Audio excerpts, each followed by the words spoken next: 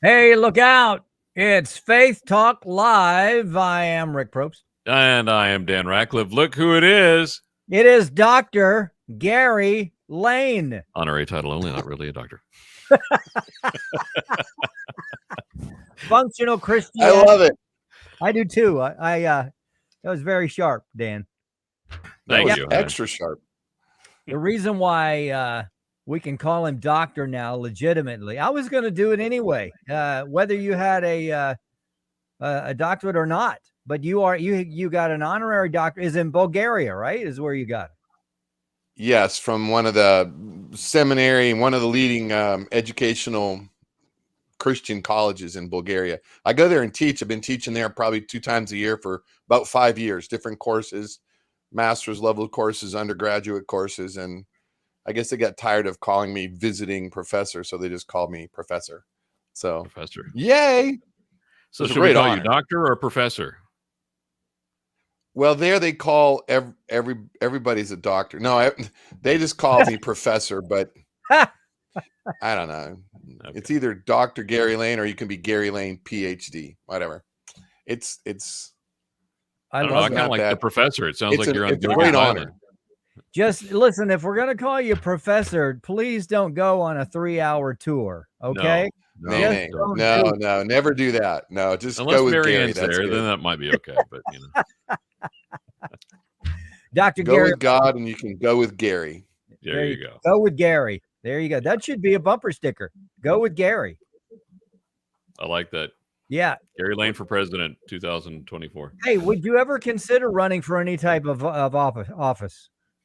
Yes. Here in the city I live in, there's an ethics council, and I'm applying to be on the board of ethics for the city council. Oh wow! It's not an elected position. I think it's an appointed position, or they're just looking for some fools to join the committee. But yeah, several people have asked me about running for some kind of political, city council, or I don't know. But there's much more important things to do with God stuff than that. You're right. So, well, but I've been asked a couple times.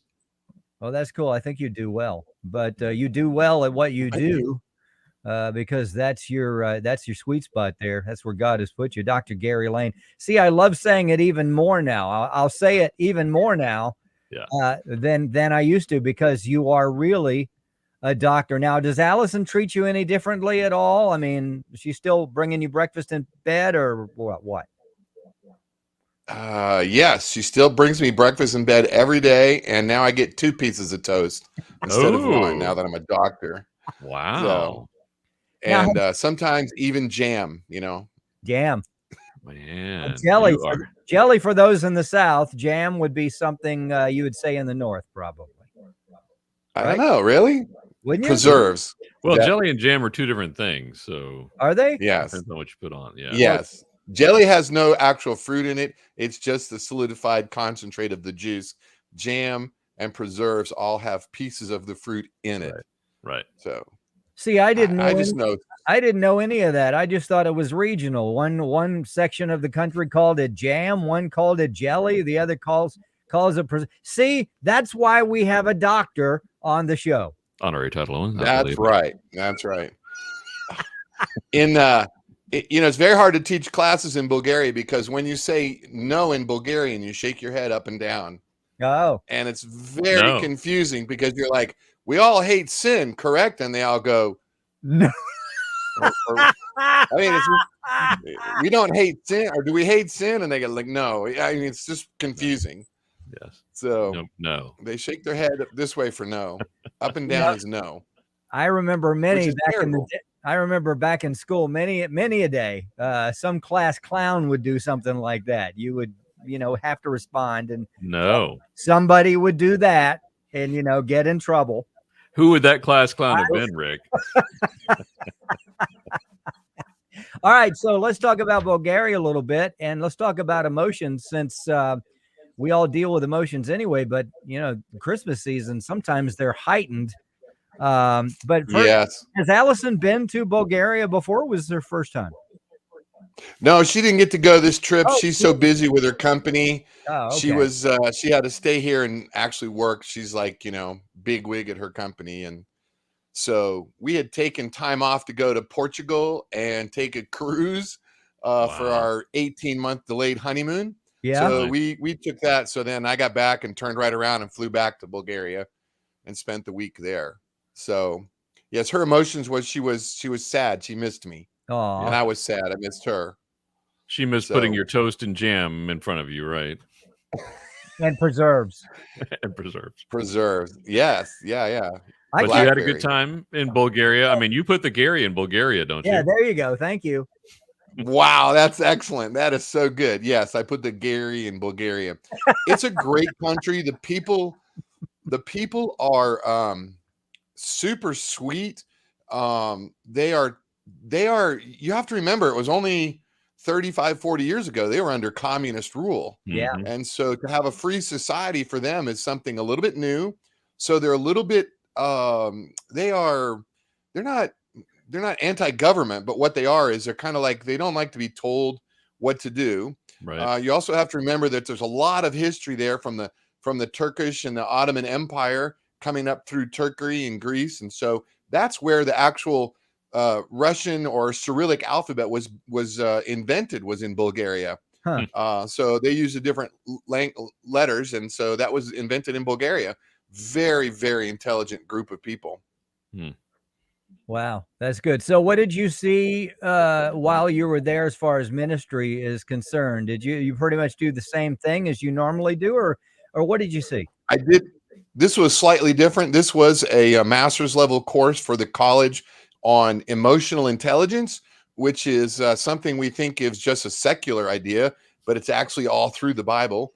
How to interact with people, how to understand what I'm feeling, how to manage how I'm feeling as I express it.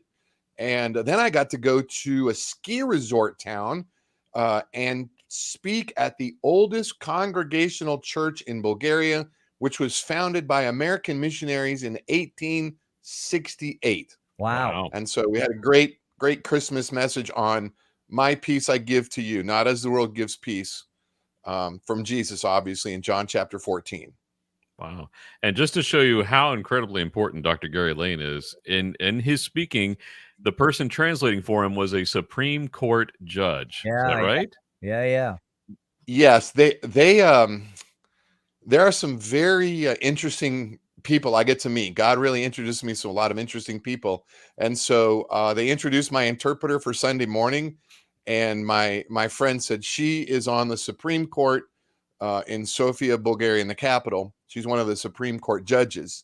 And I was sort of amazed, and also had to be careful what I said, because the man leading the songs was a state prosecutor. Wow. And so he was part of the government prosecuting organized crime. Wow. So we had a fascinating lunch with them. And so it's just an honor to go and share, and people are inspired, and they like to hear a good, solid message from the Bible, not my opinion of how world should go. So they were really appreciative. About 110 people in a fairly beautiful area of the country, and a really nice little church. I'm so glad you go over there. You really touched those folks' lives. Really, I mean, just think about it. As you mentioned, they were under communist rule for a long, long time. I mean, some mindsets you don't lose overnight. You know what I'm saying? So you get traditions, and you get, fear, anxiety, whatever. But thanks for doing what you do. Let's talk about emotions a bit. Talking to Dr. Gary Layne. He's the founder of Functional Christianity, and he definitely is a doctor. And I told you so years ago, and I'm not going to rub it in or mention it a lot, but I said it a long time ago, and now he's a doctor. There you go. You are exactly right, Rick. You used to call me right away. You call me the Doctor of Love, and now it's. You got to start somewhere. The Doctor of Love, and now look at you. Amazing. Yeah. I'll take it. Yeah, it's really interesting. Emotions are an outward expression of what I'm feeling on the inside. And so many times we don't take the time to understand what I'm feeling, we try to either suppress or correct or manage the way I emote. But if you think about it, we all use emojis on our phone all day long. And so when I go to press an emoji, I can put a sour face or a smiley face or a hug, whatever. I don't even know what they all mean. But typically it's an expression of how I'm feeling. And of course, for guys, it's how I'm thinking or what I'm thinking. We like to think we're thinking more than we're feeling in general. But that emoji or the emotion is an outward expression of what I'm feeling on the inside.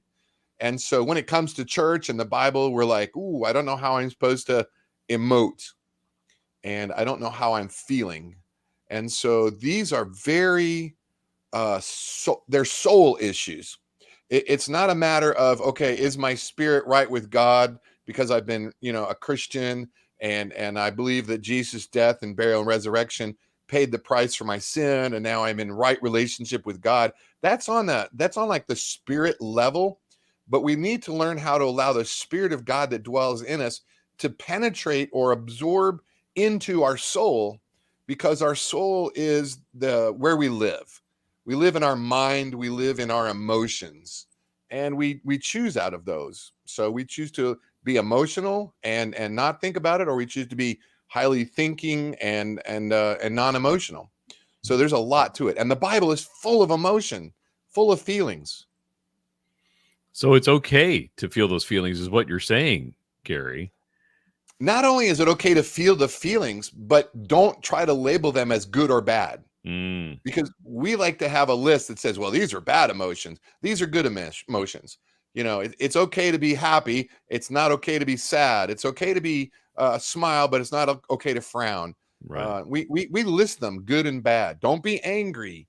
And yet the Bible commands us, be angry, don't sin. Mm-hmm. And so how do I be angry? I mean, that's literally in the command in Greek, it's in the command, be angry. So it means it's okay to be upset, but don't sin. And that would mean I don't have an emotional response. I have a measured response. And that's where emotional intelligence comes in. What the world would call EQ or emotional intelligence.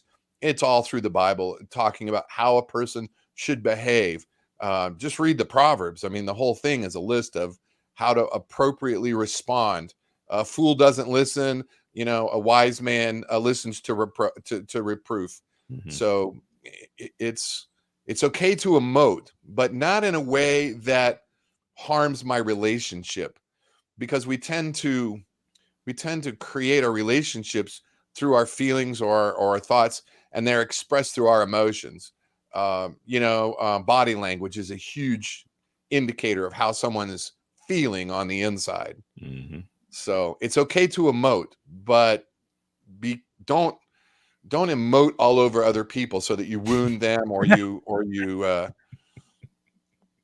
well, I mean, that's what we do, right? We get angry and we yell and scream at people, or we go the other way, which is actually we shut down and we walk away, and then there's no relationship. Yeah. And it leaves one of the people in a relationship scratching their head going, I don't know where to go with this, because there's been a complete shutdown. Right. And when I shut down, it may be self-protection, but when I shut down, it starts to destroy relationships. And I tend to learn that as a pattern, that my shutting down keeps me safe, but it also makes me very lonely, and I don't build good relationships when I shut down and withdraw. Mm-hmm. And so there's a lot to this whole subject of emotions and feelings in our soul. Mm-hmm. And it's interesting. It expresses itself through our physical health. I mean, look what stress and anxiety is doing to people. It's amazing. I've been traveling a lot in Europe, and long lines and, COVID test and this test, and you got to stand over there and wear a mask and stand and sit and wait, and people get angry. We're reading about more and more airline incidents where people are angry and express that anger in a bad way or in a poor way. It's just because the outward is affecting the inward, and the inward is affecting the outward. Dr. Gary Layne, Functional Christianity. Yeah, I find this fascinating because you don't hear a lot of teaching about soul and spirit. And there's a scripture, and I'm sorry, I don't remember where it is, but it says the word of God is to the saving of your soul. So it's the word that adjusts our thinking in the sense of that we don't react, and we do allow, not only the emotions to be free, but also to be kind, gentle, have self-control, that kind of thing. Yeah, I So like the word picture you use there, Gary, and emoting all over people. yeah, It has the visual of just throwing up on somebody, and that's what we do Yeah. sometimes. Yeah. And in relationships with spouses, we tend to throw up on each other, and it's a horrible analogy, but when I throw up on my wife, I feel a lot better after I've thrown up. But they're a mess, Yep. and so it affects them. And so, I counsel couples to, you got to go back and look at those places where you've thrown up on each other and you haven't cleaned up the mess. Hmm. And so you need to allow them to throw up, but or when you throw up, you need to be able to go back and clean that mess up, because they get tired of being thrown up on. Mm-hmm. do you find that when you talk to couples that whoever does the throwing up, they have forgotten, but the other person has not, and it kind of builds, and sometimes anger can become bitterness, and that's why there's, it's kind of cold in the relationship area. And I hate to say this, but men are a little slow on the uptake, and we tend to be the one going, "What?" And so, yes, it is very true that it's hard to have a heart of forgiveness when I keep being, thrown up on. Mm-hmm. And we love to be all godly and say, like, well, I forgive 7 times 70. But after a while, that gets exhausting, and I don't want to be in that relationship. So I tend to protect and I tend to shut down. And then the relationship gets frosty. And then they come for counseling, and the guy's like, "Oh, I don't know what's going on. She just, she's all quiet and doesn't talk anymore." And so, unfortunately, it tends to be the men who are less connected to that side of our brain. Mm-hmm. What do you guys, what's going on for you guys for the holiday season? And then let's also talk about functional Christianity. I'm sure you're planning for 2022. What's up with that? 2022 has more travel as it's allowed. I've been invited to several countries. I don't know if I'm going to be able to get there, partly because of travel restrictions, and partly because of timing. Christmas is, let's see, I think all my family is, we're getting together at our house, I think, on Christmas Eve. But my daughter Victoria is having a baby in 7 days, 1 week from today. Wow. She'll be having a beautiful baby girl. We've been praying for her for a long time. So Christmas is kind of up in the air. We're just going to see how the baby and mom feel. And then Allison's family will get together on Christmas Day. We'll drive up to Chattanooga and we'll hang out with her family there. Her mom just turned 90. And so we're going to celebrate. They had a little party for her, but we're going to just celebrate that a little bit more and celebrate Christmas up there. So we forget Lots that of in your fun. title, Dr. Grandpa Gary Layne, because you're already a grandpa, but you'll be one again. So Yeah. How many times over? Yeah. Let's see. This will be number 4. number 4. And yeah, and 2 of them live here in Atlanta. Well, 3 of them will live here in Atlanta. One lives in Boston with my oldest son, Joshua. He's in Boston with his wife. And they live up in Boston where, I try to convince them that the snow and ice isn't worth it. It's too But, cold up there. Yeah. And Tom you know, Brady's not there anymore, so move. even Tom Brady moved to Florida. I mean, come on. He's smart. Dr. Gary Yeah. Layne, Functional Christianity. Earlier you said not knowing the emojis, just don't use the soft serve ice cream one. We'll just give you that wisdom. How about It's that? not ice cream. Oh, okay. Yeah, I got to understand those. In January, I will be doing a conference I'll announce it. Maybe I'll get back on sometime early January, but mid-January, I have a conference in Marietta, Georgia, at I'll just mention the church, Grace Point Church, if that's all right. Yeah, sure. Grace Point Church in Marietta. We'll be doing a seminar on grief. And there's, the holidays again are a tough time for emotions. There's been lots of loss over the year, and we grieve a lot of times that loss during the holidays, reminiscing on missing the person that's missing, or missing whatever it is that we've lost throughout the year. The holidays tend to be a very emotional time. So we're going to have January, we're going to do a conference on grief, trying to make it very practical and hands-on. So we'll have some processing going on during that time. Good stuff. All right. Well, they can go to your website and find out more. Yeah.